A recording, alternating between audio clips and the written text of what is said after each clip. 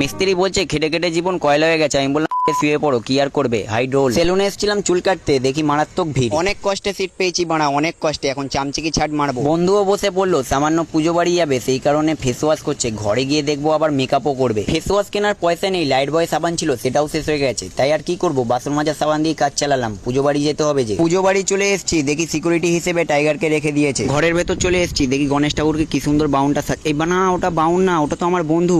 ওই তুই টানার তান্ত্রিক সেজেছিস কেন বন্ধু? এখানে দুটো প্রদীপ জ্বলতে দেখে আমার খুব ভালো লাগলো, আর আমার তো প্রদীপ থেকেও জ্বালাতে পারিনি। ভগবানের কাছে অভিযোগ নিয়ে এলাম, আজকে সবাই প্রদীপ জ্বালাচ্ছে, আমি কি জ্বালাতে পারবো না? ভগবান বলল নিশ্চয়ই পারবি।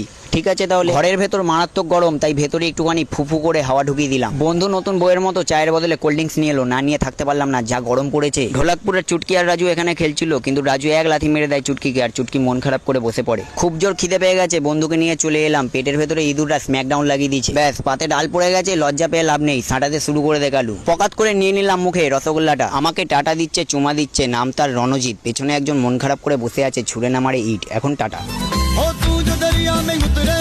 सारा पानी गुलाबी, तल्ली तल्ली को लहरे मछलियां।